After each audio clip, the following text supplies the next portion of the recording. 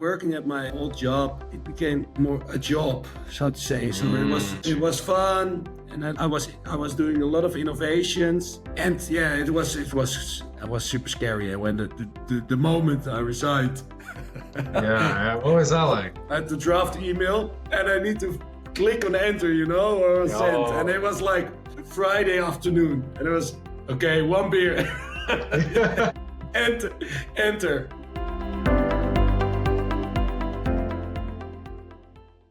Welcome back, everyone, to the What It Takes podcast. I'm joined today by Lars Postmus, or actually, it's you're Dutch, so it's Lars Postmus.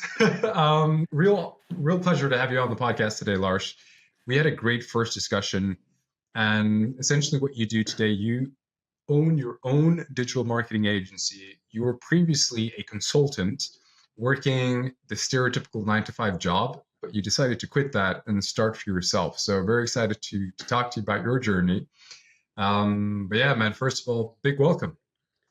Yeah, thanks, Darren. Thanks for having me. And it was a quite nice conversation at first. And yeah, you're totally right about what I did in the past. So I have my own digital marketing agency now for almost 2 years now.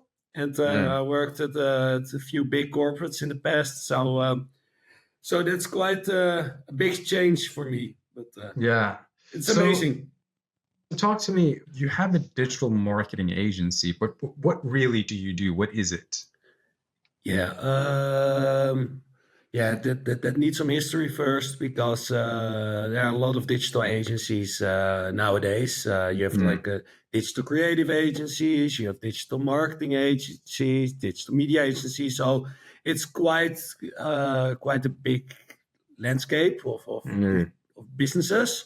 Yeah. And what I specifically do is we do the media type of business. So we're running SEA campaigns in Google or Facebook campaigns. And for us, it's really important that we focus on the performance outcomes with our clients. So yeah, it's more or less, yes. What is an SEA campaign for those that don't know? Yes, that's a search engine advertising campaign, which is in Google, for example. So if you search for, I want to buy clothes, there are a lot of ads. You see a lot of shopping ads and also search ads. And you can click on that. And based on the algorithm, we can decide if we want to buy for a keyword or an audience or etc. But we are optimizing that kind of campaigns for a lot of clients. So that's fun. And I mean, how did you get into this? Like, because you obviously had, just to go a little bit back to your background, before we go back to the business and what you do. Yeah. You started off in regular corporate jobs, right? What did you do before this? Yes, it's already some history. I think 10 years ago, I started right away from my study with the research. And that was also quite digital, but not really. But you have like the outdoor screens or the sponsor screens at football games. Normally it's for sponsorships, etc. But I did a research if you could buy that automatically, so on a digital way. Yeah. So it was really cool. It worked, but it was not possible to do it because all the sponsors were complaining. All right, they are buying the most impactful minutes, for example, during penalties or free kicks, where all the media attention is focused on the screen. So didn't happen, but it was possible. And I thought it was so cool, the whole programmatic or digital ecosystem where you can buy every audience or every minute or every kind of targeting. So I joined a big corporate. I worked there for a few months. I was quite junior, so I need to learn a lot. Learned a lot there, but also based on quite some decisions internationally. Yeah, my job didn't continue. So I was pretty mad against the world. And I started at a small company. It was called Oogst. It was a company that was quite innovative in the digital marketing sector. We won a lot of clients, and based on their growth, they were sold. They sold company to a few corporates. And that's also where my journey continued. At the corporates, I learned a lot, worked in several different roles, from innovation lead, product lead, to strategist, client manager, etc.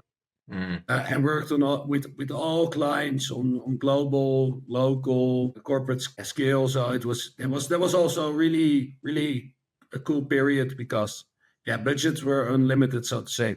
Yeah, they obviously have a lot bigger budgets, right? But you, Yeah, when you, because you going back to when you were, 10 years ago, because you're how old now? 28, 28, 29? yes.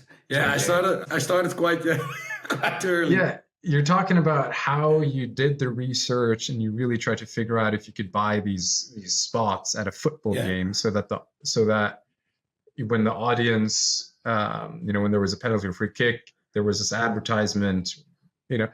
My point is, though, you started being very interested in this at a young age, right? But then when you started working for regular jobs, Yeah. did you then have, did you work within the same field? Did you do what you're doing today? Yes. You did the same. Yeah, it's not within football matches at the moment. Of course, It's still not possible because sponsorships are still that important for clubs. That's a big income for them. So it's quite hard to do it programmatically. But I'm still doing quite the same. What we are doing is we are reaching audiences based on the client's needs, and we are using it's called programmatic, but it's more or less an automated system how we can reach audiences, and that's within digital marketing. But you can also do it for out of home screens, for example, if they are digital. Right. Yeah. There are some possibilities on television because everything is connected to the internet, and what we are doing is buying media that performs best for our clients. Right. I see. So it's more or less in the same area. Yeah. The market is evolving quite rapidly based on AI, for example, but the possibilities are the job is more or less the same because it's about an audience, about the goal of the client, and about buying and delivering creatives that fits and clicks and converts. Yeah.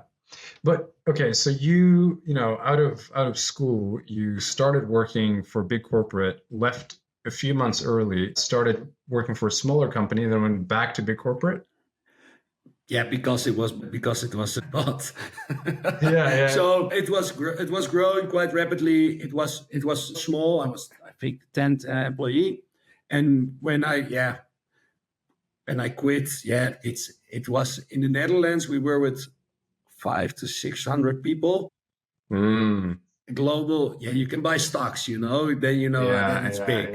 Yeah.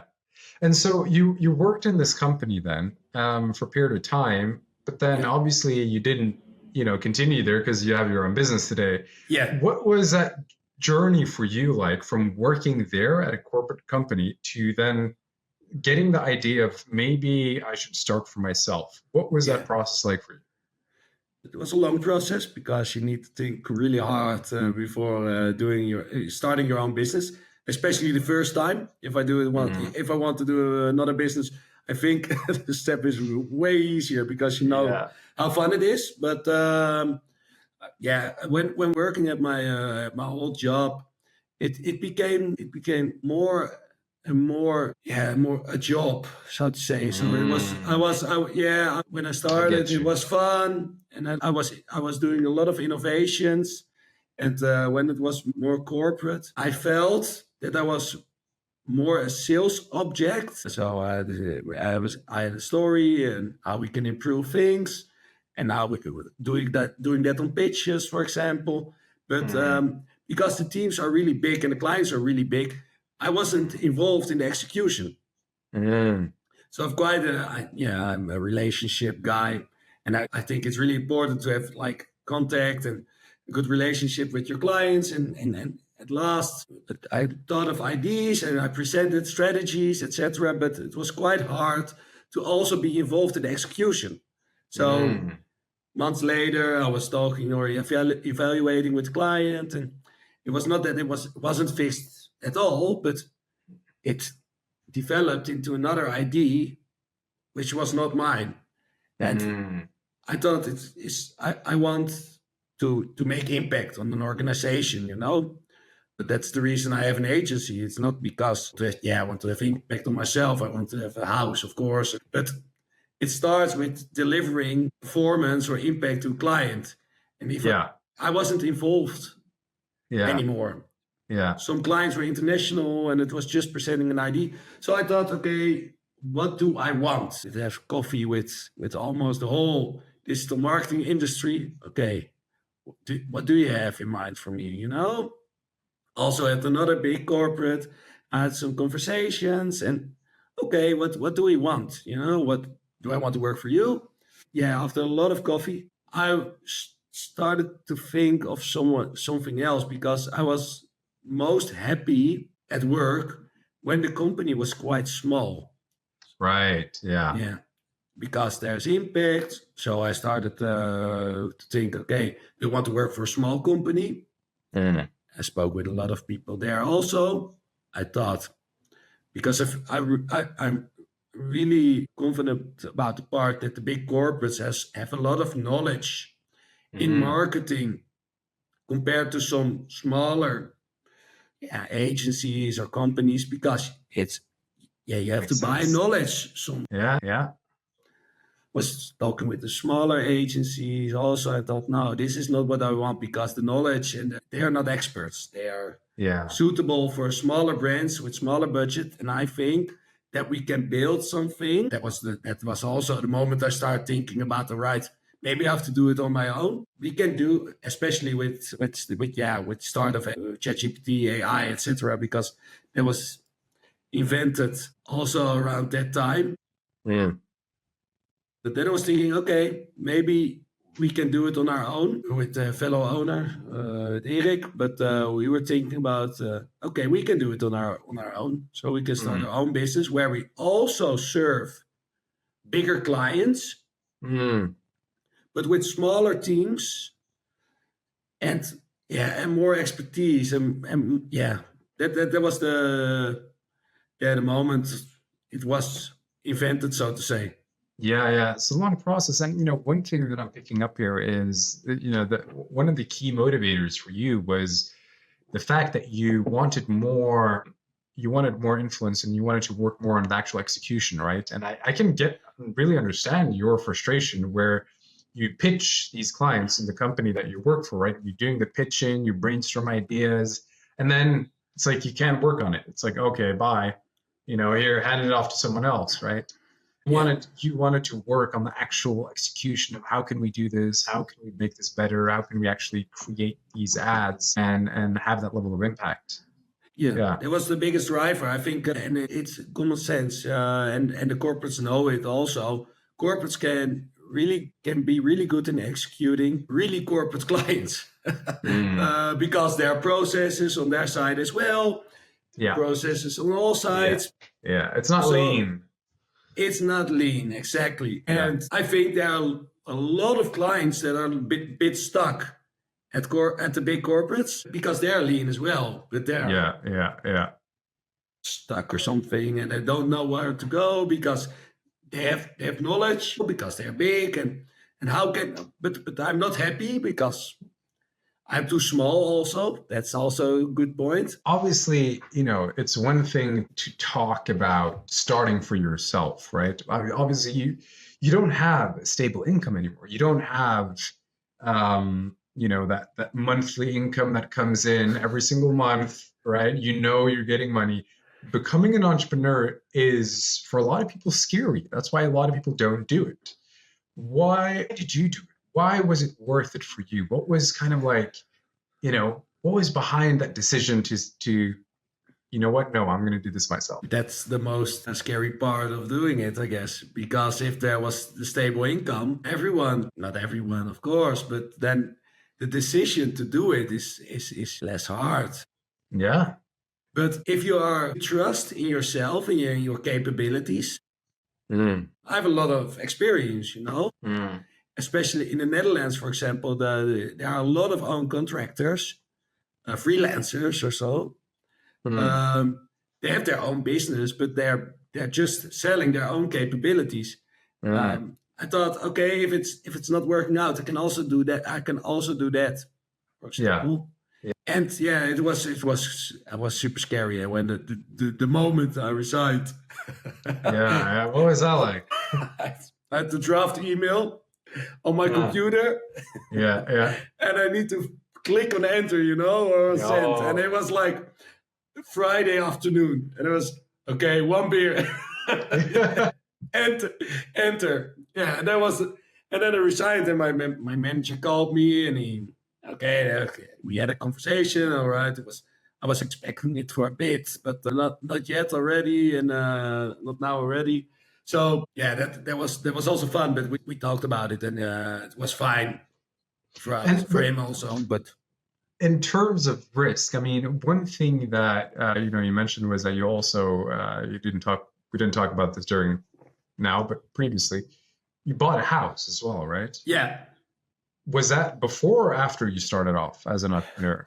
at the moment I can buy a house, but that's quite hard to do that. I bought it 3 years ago, so I just bought it at my house for maybe 6 months, and I left. Mm. Mm. So that's also it was a bit of a risk. Like with the house, I mean, obviously, from my understanding, you pay the whole thing down or you get a mortgage, right? Nah, mortgage, yeah. Yeah. And so, like, when you decide to quit your job and start your own business, you have these things on the back of your mind, like, can I pay the mortgage, right? Like, what was that like? Did you have a plan for how much money you had to make? Did you have money saved up? There was some money, but it was not a lot. Yeah. No, so it was the biggest risk of my life. When I did it, it was the biggest risk. Mm. Now, when I look back, it was not that big of a risk. I'm really confident that I'm a great marketer. Mm. That I understand clients, that I can help them, and that we can help them with the business also. Mm. So if I didn't succeed, I could get a job again in a day. Yeah. Yeah. It was that level of belief and confidence that you had. I'm going to do this. I'm going to take this risk. If it doesn't work out, I'll get a job. Worst case. That's now. Yeah. I didn't think of that when I did it. That was just a big risk. And right, but I want it so badly, so I will do it. But now, when you're re-evaluating, so to say, if it didn't succeed, there are so many jobs, and maybe I was not on the level that I was when I left. But sometimes things happen, There's always a second chance. That's true. Yeah. It is. And obviously, you started your own marketing agency specializing in advertisement, SEO, search engine stuff, and paid ads, stuff like that. Yeah. When you first started, obviously you had quite a lot of experience because you were doing something similar as well. So that obviously probably helped you in the growth. And how long did it take before you quit your job, started your business? How long did it take until you got your first client? Okay, very quick. Very quick.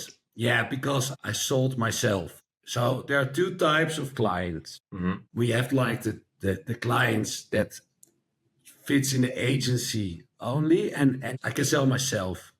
The first client, after I resigned, I called my old manager. Hey, I'm leaving.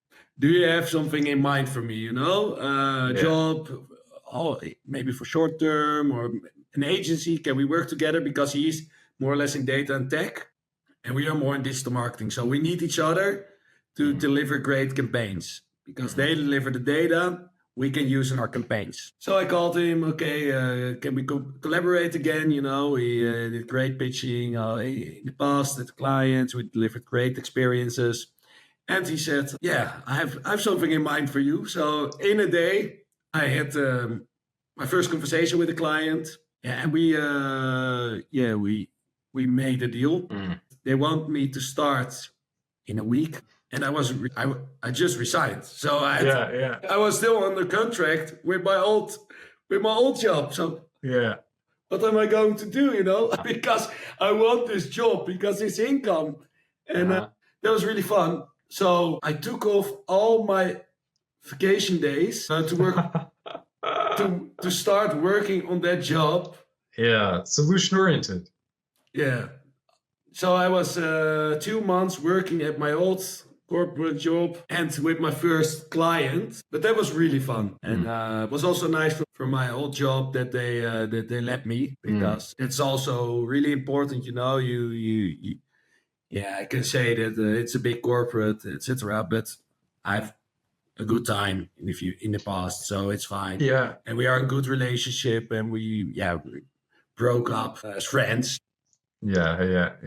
Professional breakup, huh? Yeah, exactly. One thing that really stands out here is how you acquired your first client. What you did is you tapped into your network, right? And I think that is such an underrated thing. Like I see a lot of people, online, and they're like, here's how you can get clients. And a lot of the times it's, 50 calls a day, 50 emails or 100 emails or whatever it is. It's like, well, start warm. Start with the people that you know, right? If you have something of value, a service, a product, whatever, think about who could benefit from this in my own network, which is really what you did, right? Called up an old associate you had previous connection with, and you through that you landed a deal, right? And you also started this with a colleague, a friend? A colleague. What was it like for him? I mean, did he have the same vision as you when starting this? Did he have the same experiences with, execution? How did you guys end up working together? Erik was working as a development lead at the old job, and he was bringing businesses together. So a creative business, the media business, the digital media business, and CRM business. I was in the CRM and digital media business. While we were working together, he was leading the pitches. I was doing strategy on the pitches. We felt, all right, we have some additions to each other, because we're not exactly the same. Complement each other. Yes, of course, that's it. So we had the same vision, but way different qualities. So that's also the reason why we work really great together. Because we know each other's strengths. So we're not doing things we're not good at. We're doing, we're good in different things, so to say. So that's cool. And you said something about the network. I'm really, I admit on that. 10 years ago, I guess, a friend of mine, he said, it's 90% of who you know. In Dutch, it sounds better, by the way. It's a rhyme. I think I've heard this in Dutch. But it's 90% who you know and 10% who you are, and that's not completely true. But if you know the right people, then you can show your qualities. If you don't know anybody, maybe you're the best writer in the world, but you can show it to nobody. So he said, make the biggest network of all time. Adding someone on LinkedIn, shake hands to someone at events, and sometimes it's really hard to do that. But when you know something, you can have a conversation, and 2 years later, you don't know why you know each other. But you can still ask someone for help because you have someone, you're connected to each other, So And if you don't like each other, you have a problem. But it's going to take a lot to not like each other just by 1 or 2 meetings.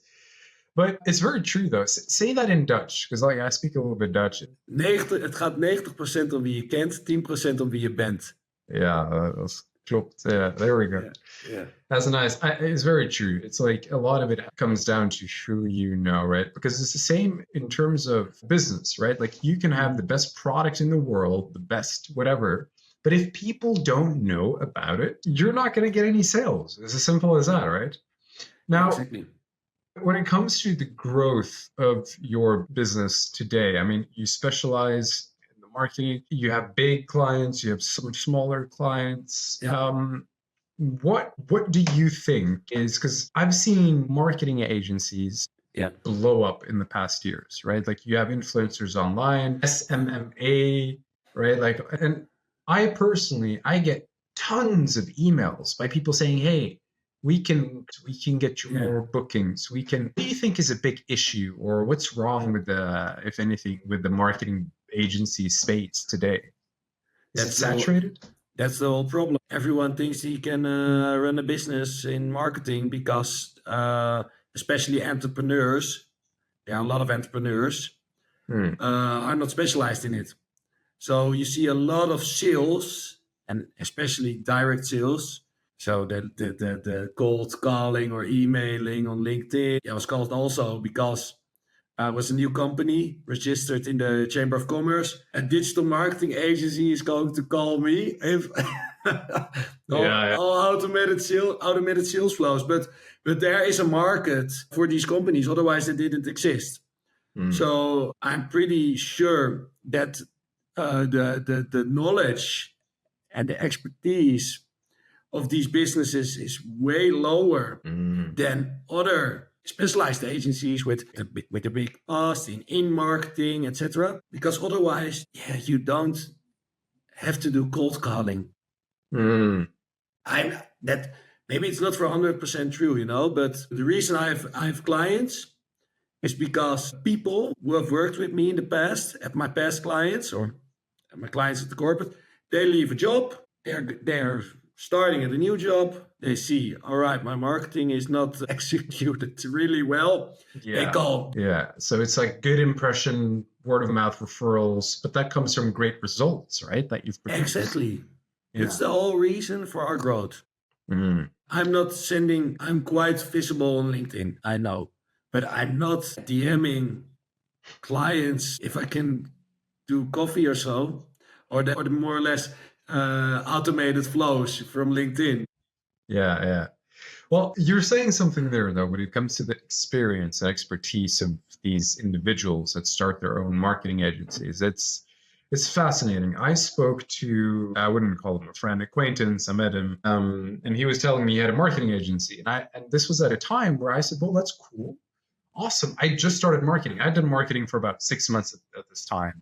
I'm talking Google Ads, SEO, all Yeah, these yeah. kinds of things. And in my head, I thought, you needed a certain CTR, a conversion rate on the back end in the funnel, right? And I asked him, what's your CTR, your click-through rate from the Google Ads? And he was like, oh, anywhere between 1% and 4%. And I was a little bit surprised due to the size of the campaigns that he was doing. Like, obviously, it depends on the size of campaigns, niches, all that stuff.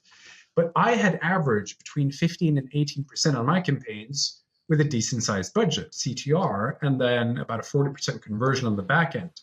And that was just lead magnets, so not the actual purchase. Okay, but And that's when I realized, though, that he has been doing this for a little more than a year.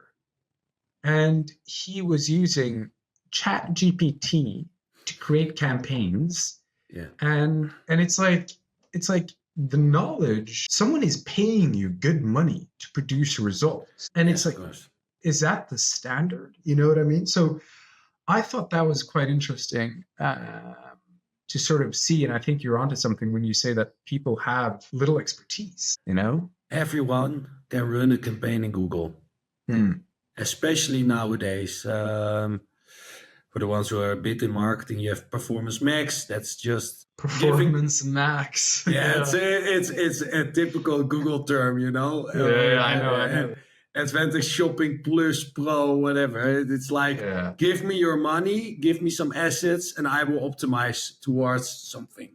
We are auditing quite some clients because I think we can do a good proposal when we see the data and we know Hmm. what's the problem. We see a lot of campaigns. It's just setting up a Performance Max campaign, which is, yeah, there is some complexity in it, and there are specialists, and you can optimize it for sure. But the most most of times we see just a PMax campaign with some assets in it, mostly generated by AI. And that's all. Yeah, that is you can sell that as digital marketing, and you can achieve quite high or quite good sales, and maybe with a good cost per action or cost per sale or cost per lead, whatever your KPI is. But what we are also seeing, for example, in these campaigns, is that they don't exclude the brand name. That's just an example of performance. And yeah, you can imagine, especially if you have your own company or you have a brand, if someone looks, for example, Draft Digital, and I pay for it, is that based on the campaign, for example? It's just, or is that because I deliver great work, a great product, and someone is Googling for me? This is something we see quite often, that people hire a consultancy, especially on smaller agencies also. Yeah. And you're not excluding brand name. Right. And the client don't know because the client don't know what he needs to do. You know, that's the reason. And that's such a bit. Yeah, that's a problem in the market. It's about transparency. It's about integrity. You get the money of your client, and you need to spend it on the best way possible.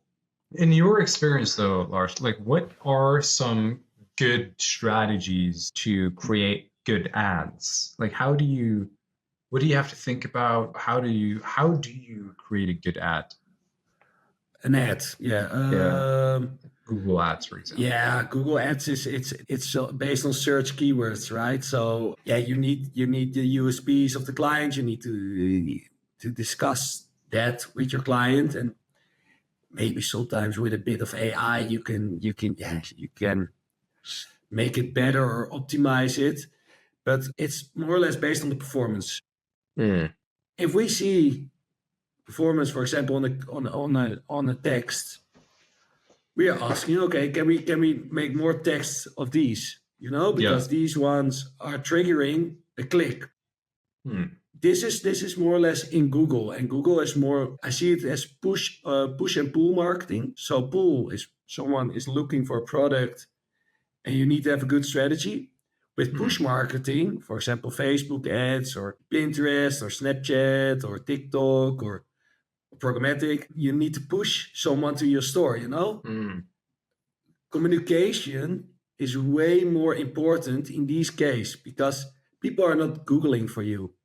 You need to get the attention of the customer afterwards.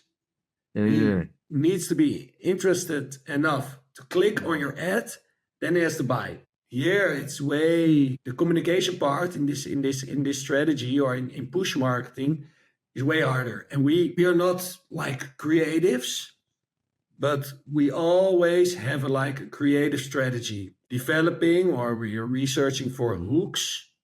And a hook is a way to get the attention of people because people are seeing more than 300 ads a day. Yes. If you want their attention, you need to have a good one, though. Yeah. And we don't know what the prospects want to see, but we are testing it all over and over and over and over and over with the client. Okay, we see now some good results. Produce more of that. We do something by AI sometimes. You know, that's also how AI helps us to deliver more performance. But that's more or less the process. You know, that's the reason an agency is not a one-time show. It's a continuous process of learning, innovating, evaluating, doing new things. If I knew the perfect ad. I mean, that would be really cool, right? I think Google Ads is very interesting because, you know, it's like you said, you need a good hook, you need to grab attention, and there's a lot of testing, trial and error, right? Like you're not gonna, I remember when I first started it, it was at 2%, then 5%, then 7%, then like, you know, and you slowly increase it until you hit a cap, right? And then obviously, but then the next thing that you mentioned was also because you can have clicks, but then will there be sales, right? Yeah. Do you get the sales on the back end, right? So you can have the most crazy hook, but if that hook is not satisfied when they get to the website or wherever it is, disappointment, right? So in terms of AI, because I think AI is a great tool to use, but only if you have existing knowledge, right? So for example, if you're going to do marketing, you can't do marketing if you don't know how to do marketing and then use AI to do it for you, because you're not going to be able to interpret what's being said and told and done. In terms of AI, how do you use AI to your advantage? 5 years ago, they said AI was going to replace doctors, right? Yeah. They say a lot of stuff now. They say that AI is going to replace everything. Everyone's going to go. Yeah. But five years ago, they said it will be a replacement for strategic tasks. But how we use AI, it's quite it's quite funny, because in our corporate life we have a lot of repeating tasks, like setup campaigns all over and over, because our revenue model most of the time is an hour rate. So we get paid by how much hours we spend on setting up a campaign. But setting up a campaign is a repeating task. You have to click on a button, click on a button again, click on a button again, click on a button. It's after 2 years or 3 years, you complete the traineeship, you're quite done with clicking on the button to set up a campaign. And I know every time is different, but when we left the company, AI was introduced, generative AI, because AI is there for a lifetime, The first computer is based on AI, real bad AI compared to now, but there's some computer power in it. That's what AI is doing. Oh, and also in the optimization part, we are running analysis as people, hour rate. So it's quite expensive to set up a campaign, to optimize it, and afterwards, you don't have time to think about how can I improve the campaign, because money is, you paid a lot of money for setting up the campaign, which are quite repeating tasks. And repeating tasks are boring, as I said. So what we are seeing in the market is that people, after 3 years, they're going to do something different, because they think, okay, I know the trick. I'm going to look for a more strategic role. Need to hire new people again. And what we are doing, we're using AI to skip the repeating tasks. So you can automate campaign setups. For example, you can automate creative creation with tooling, which are based on AI. But you can also automate, for example, the optimization part. Because Google and Meta and all the different providers of different marketing tools, they provide you data. Based on normally people's analyzing, we are optimizing the campaign. But robots, AI, deliver way better analysis than we do. Because they have a lot of more knowledge and computer skills to do that. Also, the optimization part, we automate based on AI. So what our people are doing is not clicking on the button like they work in a factory. We sometimes call a consultancy business our factory. You need to make as much hours as you can, because that earns us money. But what we want to do is focus on how are we going to help you further in the future state, not only for this campaign, but how can we differentiate in this campaign or in this setup? How can we use AI to do things smarter again, etc., etc. So we can really have a conversation with the client about their goals, and not being that operational, be a bit more tactical. And maybe you want to test with a new channel or with a new innovation, or maybe you want to do audio creation based on AI. I don't know. You want to make user-generated content based on, I don't know. You can define projects if you have a good idea. But our people, because they still do some operational work, by the way, it's not all automated, but they have more time to do the funny things, the things you get energy from, innovation, tactics, talking to clients. That's the reason you're a consultant, right? You want to help people and clients, and that's how we use AI for the boring and especially repeating tasks. But that's a great use of it though, right? Because you're essentially saving so much time, and you can focus your hours and your time on more high value, high leverage activities, right? It's Yes. like,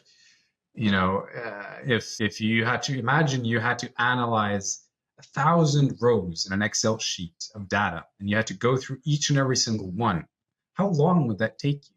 As opposed to sending it to AI, letting AI analyze the data for you, and Yeah. you have it back in what, 2 minutes, 1 minute, 30 seconds. You just got to make sure you got a good prompt.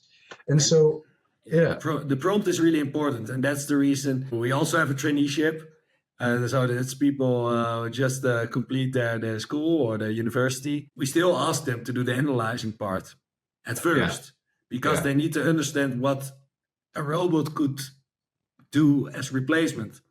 Otherwise, you can't challenge the robot or the AI. Yeah. So you need to learn the basics, but when you know it and when you are enough to understand what you are doing, because that's also important, not only do it, but understand the why. Why am I doing it? Yes. If you know that, then you can start using AI to automate it, and you can focus on more fun and more impactful parts about clients, the future, the problems, because sometimes they also have bigger problems than it looks like they're briefing us. I mean, that goes back to what we were talking about in terms of expertise in marketing, right? Like, in order to use AI for marketing, you first need to understand marketing. Same principle here when it comes to the skill that you use, that you try to outsource to AI. You have to be able to understand or have a basic understanding of that skill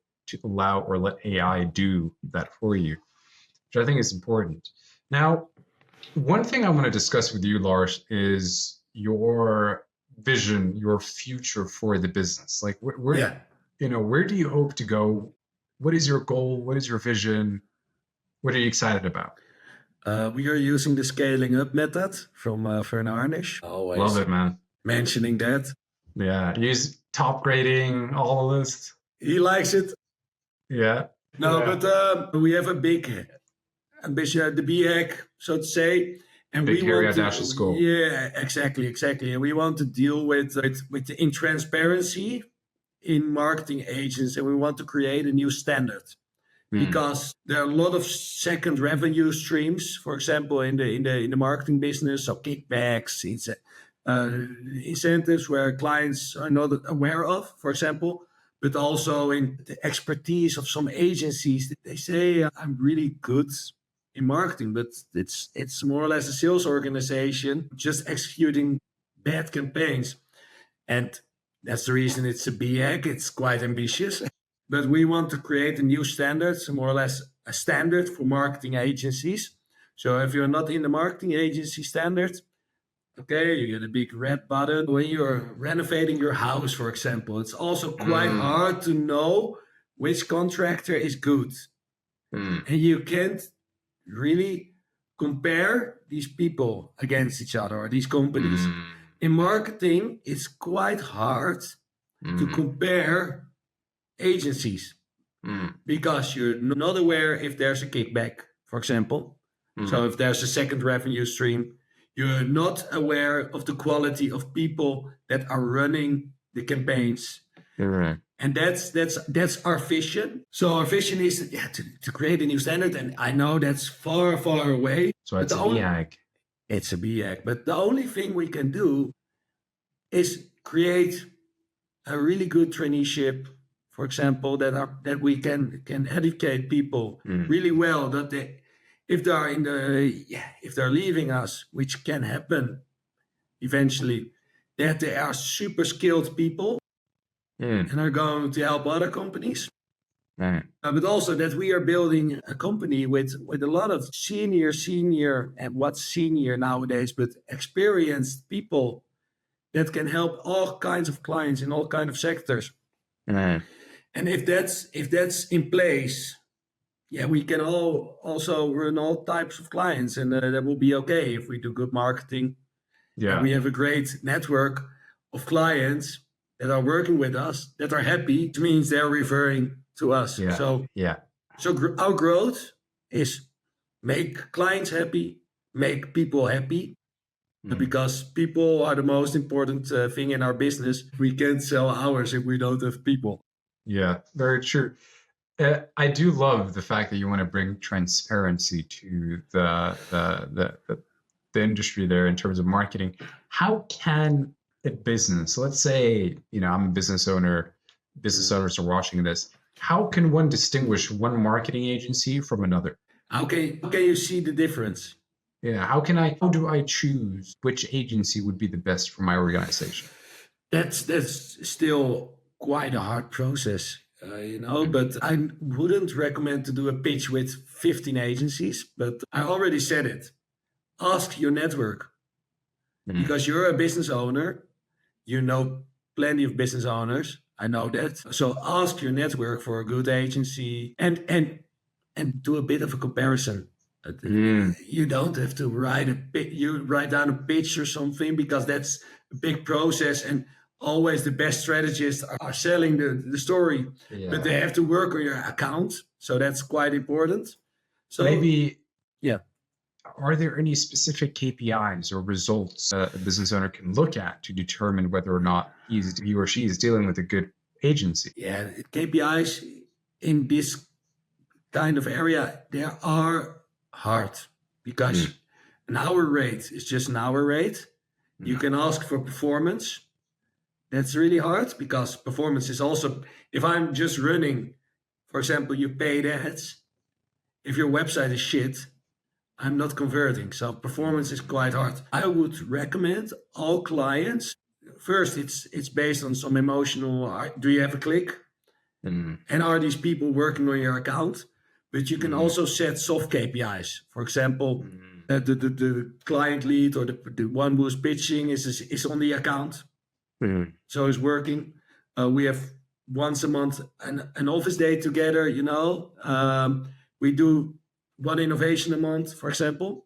It's also quite important. You have to grow. I wouldn't recommend to set really real hard KPIs on sales, because you are as business owner in charge of your sales. Marketing is not only sales, so that's quite hard. So that's also the reason this is my BHAG. It's at the moment quite hard. It's very hard. Yeah, I can hear it. I mean, it is true what you're saying though. Like, you can be a good marketer, but then the sales. What about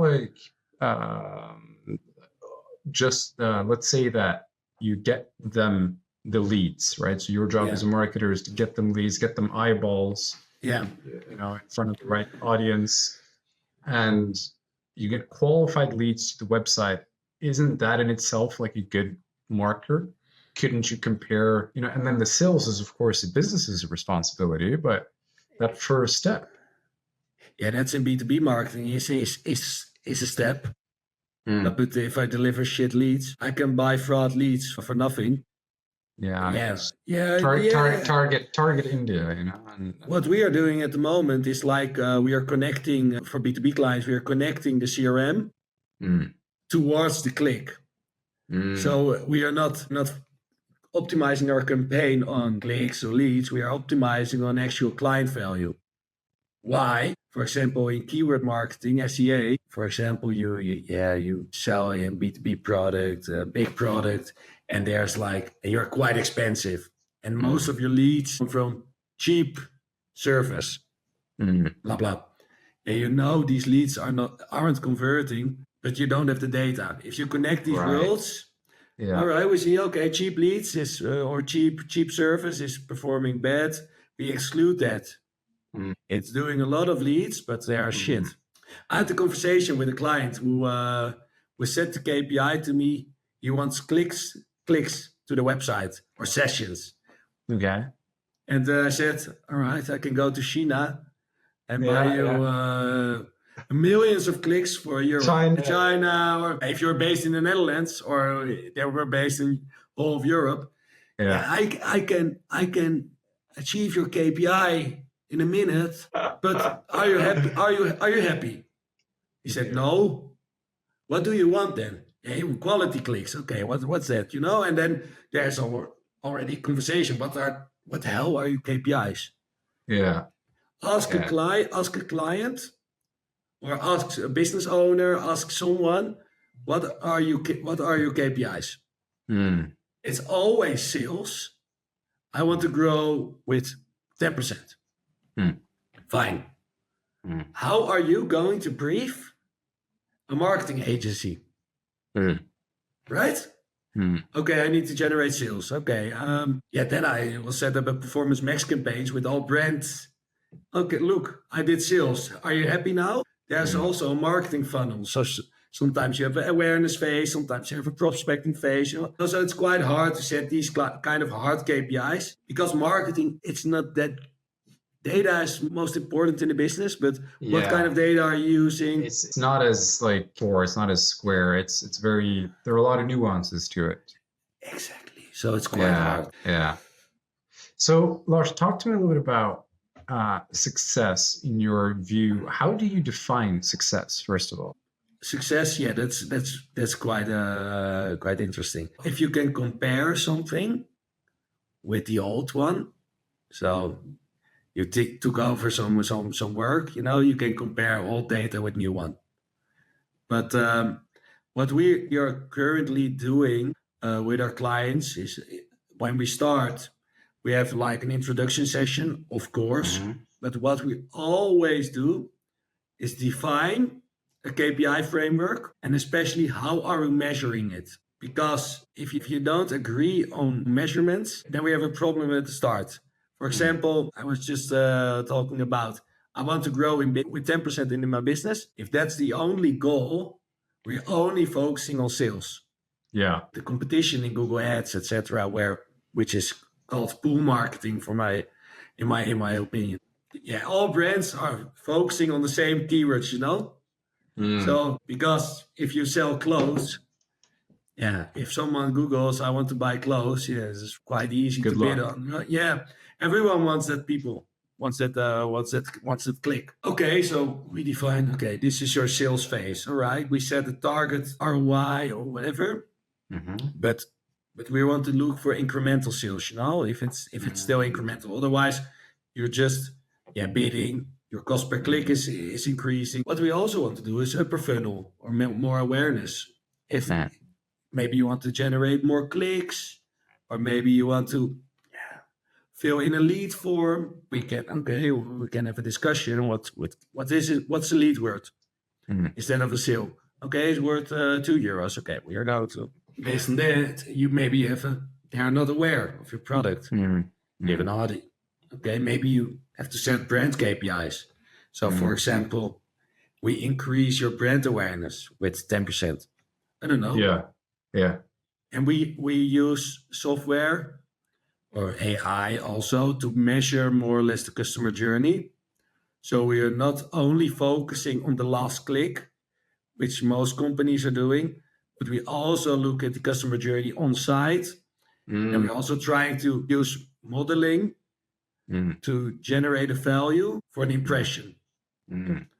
Because the red ocean, blue ocean strategy. Yeah. If you're just focusing on the last click, you're in the red ocean strategy. That's interesting. Yeah. If you focus on reaching new audiences, etc., and you can make a business case that it's also performing, right? Then you use a different marketing strategy, which is more or less in the blue ocean, and that's quite fun, because you also said it. We're focusing on CTRs, clicks, bricks. There are a lot of research by, for example, Les Binet, Peter Field, big researchers, that brand marketing is generating sales also. You're not measuring it in the ad platforms. Right. Because that's based on clicks. So everyone is only focusing on the click, but there's way more in marketing. And we are trying to make that visible for the client and also set KPIs for that. And if we have set these KPIs, we can optimize. Okay, sales funnel was bad. All right, maybe brand awareness is a problem. Okay, more brand awareness. And if you have this conversation with clients and you are aware of these KPIs, it's quite easy to optimize together. Mm. And Yeah, Yeah. I'm fine. It is. Now, I was going to say, I'm very excited to follow the journey that you're on and your BHAG in terms of the change that this is going to create. Lars, we have to wrap up now, but if someone wants to find you, if someone wants to get in touch with you or they want your services, where can they find you? They can find me on LinkedIn. I have a LinkedIn, Lars Postmus. Postmus in Dutch, but yeah, they can DM me or go to my website, draftdigital.nl. And yeah, feel free to reach out via email. That's my first and last name with a point, with a dot, at draftdigital.nl. But yeah, feel free to reach out via LinkedIn. I don't know. Awesome. Always happy to have a conversation because maybe you heard it, but I'm quite enthusiastic about what I'm doing. Yeah. And I love to talk about it also with students, for example, or with co-owners in marketing agencies, etc. Just happy to have a chat. Yeah, awesome, man. Well, thank you so much for joining the podcast, Lars. It was a real pleasure. And yeah, man, we'll stay in touch. Yeah, speak soon. Thank you. All right.